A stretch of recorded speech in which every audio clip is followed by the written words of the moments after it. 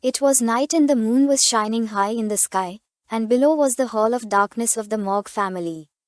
Inside it, there were long and dark stairs leading to the bottom. This was a place that was neither monitored by the Empire nor visible to the Mogg family, a space that only the members of the Hall of Darkness knew. An underground space that extended for more than 600 floors, known as Dark Support. A powerful evil energy began to emerge from the depths, and little by little it began to ascend towards the surface. On floor 666 were Camu Mogg and Snake.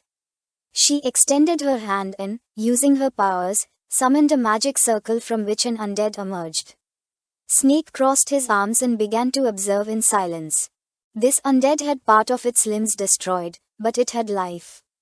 It began to look around in confusion. Camu Mogg's eyes were full of fatigue and she had dark circles. With a smile, she began to point at the undead with her finger and asked Snake what he thought. The undead approached her. Camu Mogg put one hand on her waist, closed her eyes, and with a proud smile began to caress its head. Snake's attention was fixed on it. With a calm expression he mentioned that it was surprising to see that she was capable of creating undead soldiers. His gaze fixed on her and his eyes widened in surprise. He could not believe that she was capable of achieving so much when not much time had passed since she had converted to black sorcery. With a smile, Camu Mogg continued stroking the head of the undead. Snake began to observe her carefully and started having mixed emotions. He felt pride, jealousy, fear, affection, and sadness. He began to gaze at the ground and started imagining Camu Mogg's mother, Rispani. He did not know what he was looking for in Camu Mogg's face, which resembled that of her mother, nor why he had allowed her to enter the Hall of Darkness. While he was distracted, Camu Mogg was sincere and revealed that she still had much to improve. Upon hearing this, Snake snapped out of his thoughts and his eyes widened in surprise. The body of the undead began to disappear, turning into ashes. Camu Mogg started looking at her hands and, with a curious expression, admitted that with her current power she could not completely revive a corpse. She clenched her fist in fury. Snake began walking toward her and, with a serious expression, asked if she was planning to perform a complete reanimation, revealing that this was not only very difficult to learn but also had an extremely low success rate. Assuming she managed to revive him by some miracle, when it happened, there was a possibility that he would become uncontrollable or be further corrupted. Camu Mogg's eyes began to shine with determination. She stared intently at Snake and said that she did not need to worry about what might happen after she succeeded since the soul of the person she wanted to revive was stronger than anyone else's. Upon hearing this, Snake's eyes widened in confusion and concern. He was in shock as he did not know what he was seeing in her. At the same time, a man with a beard and long hair began to shout in rage. It was Camu Mogg's uncle, who was in Raspani's office. He clenched his fist, extended his hand to one side, and with a furious gaze questioned whether they should stop Camu. He could not believe that she had left the Hall of Light to enter the Hall of Darkness. Raspani, who had her arms behind her back, began to observe the landscape through the window in silence. She began to look at herself in the reflection of the window, and with a calm gaze, she mentioned that she had not yet made her decision, explaining that she had told her daughter to choose carefully and had given her the authority to freely enter both halls. Adolf's eyes widened with rage, with a furious expression. He revealed that Camu had been spending more and more time with that man called Snake recently. Raspani did not lose her composure, she did not even turn around, and with a serene gaze, she made it clear that Snake was not someone who was going to hurt Camu. On the contrary, he was actually helping her. Adolf tried to argue that Snake was not a good person. But just then Raspani's eyes began to shine. She turned towards him and, with a piercing gaze, gave him the order not to speak anymore about this matter. Feeling her gaze, Adolf's eyes widened in fear and concern. He could not believe that she was going to allow Camu to join the Hall of Darkness. At the same time, inside the Hall of Darkness, Snake, who was carrying a fire lamp, and Camu Mogg began walking down a dark corridor.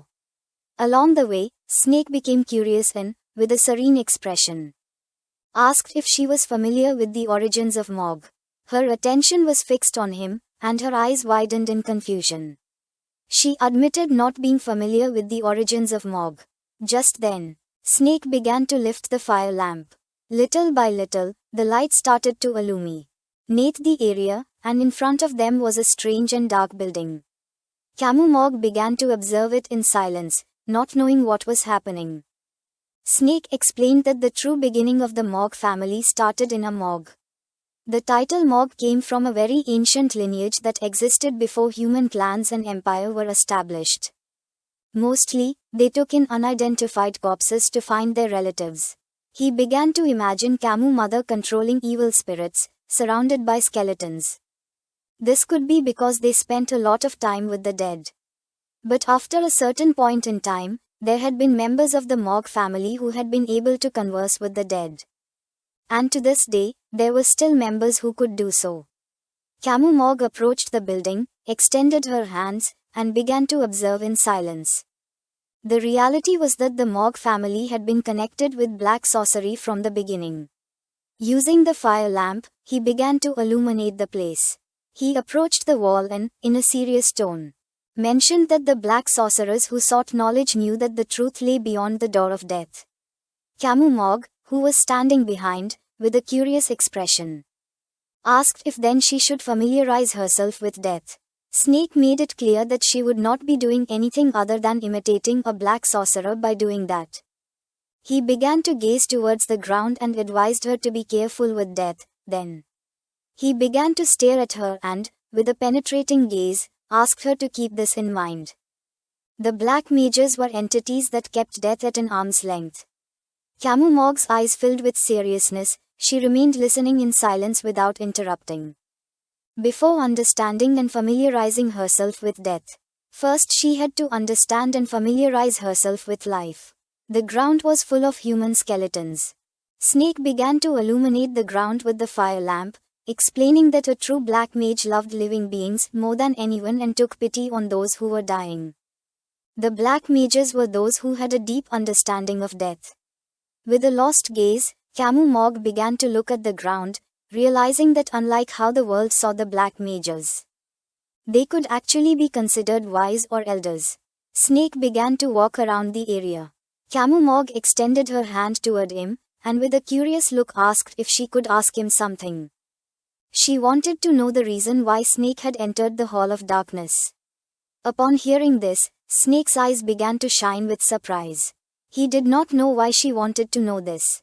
Then he began to gaze at the ground, and his eyes expanded with sadness as he imagined Adolf and Raspani. He turned his back on her and, with a cold expression, revealed that in this world there was light and shadow. If one of them disappeared, the balance would be ruined. Camu Mog turned around and, with a confused expression, mentioned that he was speaking in riddles again. A few days later, during the night while Snake was on the 666th floor with his arms behind his back, Camu Mog came running and caught his attention. Her eyes began to shine with joy. With a smile, she started showing him a sheet where she had drawn a magic circle. Snake's attention fixed on the sheet, and his eyes expanded in surprise, leaving him in shock. He started to extend his hand toward the magic circle. And Camu Mog explained that this was the magic circle of complete resurrection, the result of her research. He took the sheet, and his eyes widened in fear since this was a model several steps more advanced than the information he had. Looking with a bit of attention, he realized that it was perfect.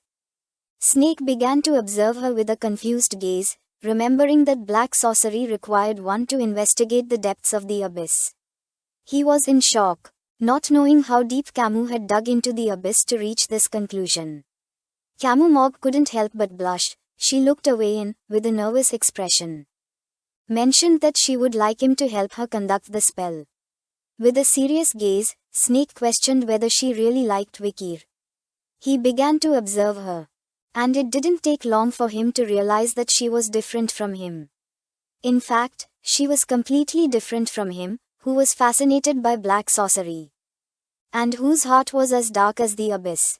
Camu Mog closed her eyes and while blushing, she began to show a joyful smile, admitting that she liked Vikir.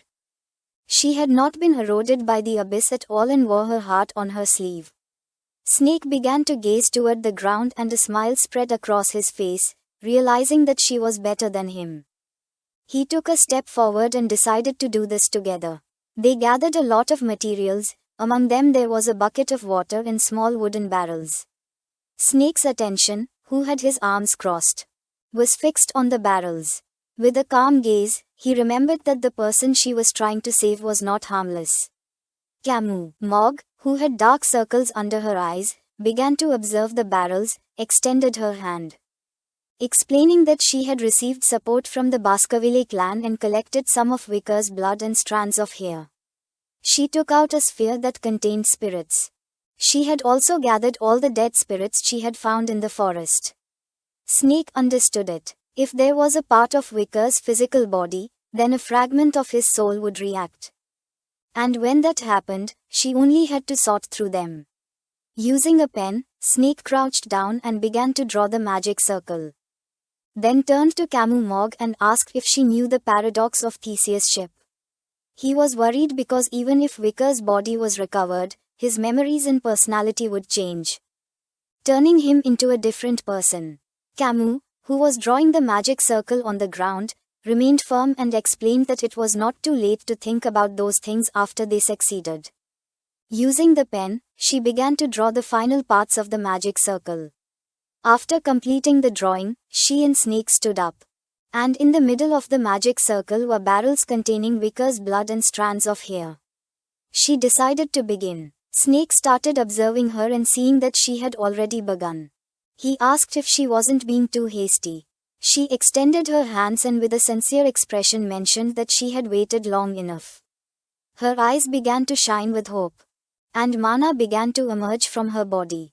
With a serious gaze, she asked her master to please help her. Her mana began to expand throughout the room, and Snake's attention fixed on her. He started observing her in silence. Then, he also extended his hand, and his body began to release mana. Both used their powers, causing the magic circle to start reacting. Thunder and evil energy began to emerge from it. The evil energy started expanding everywhere. Camus Mog, who had her hand extended, put her arm in front of her face and couldn't help but clench her teeth tightly. Snake's eyes filled with surprise, realizing that the magic circle itself was perfect. Not knowing if the world of black witchcraft was finally having its first breakthrough. Evil energy began to gather in the magic circle, and several seconds later, Vickers' figure appeared. With a murderous gaze, he turned towards Camus Mog. Upon seeing Vickers' figure, her eyes widened with joy. She could not believe that this had worked. With tears in her eyes, she started running towards Vikir, but once she took another step, more energy began to emerge from the magic circle. Not long after, Vickers' body exploded into pieces, destroying the ground and sending debris flying into the air. The explosion also affected Camus Mog, who began to feel a strange flow of mana in her body. She opened her mouth and started coughing up blood. Snake put his arm in front, and upon seeing that Camus Mog was injured, his eyes began to shine with concern. As the energy was disappearing, little by little Camus Mog's body began to fall toward the ground. She was losing more and more blood, and as her eyes were closing, her attention fixed on Snake. Realizing that this was a rebound caused by the backflow of mana, she couldn't believe she had failed. Then, little by little, she began to open her eyes, and the first thing she saw was a door. She was in a different place. She began to observe the door without knowing if she had also died. Light was entering through the door. She did not know why her magic had failed. She thought it was perfect, without knowing if it was because Vickers' body fragments were too old or his soul was not in the forest. She thought that perhaps he had already reached enlightenment and had turned his back on this world full of resentment. Her eyes began to shine with sadness. Without knowing what meaning her struggles had, she began to cry, believing that it would be better if she also died. But just then, someone wiped her tears. Seeing this, her eyes widened in surprise. It was Snake. He began to caress her cheek, revealing the truth.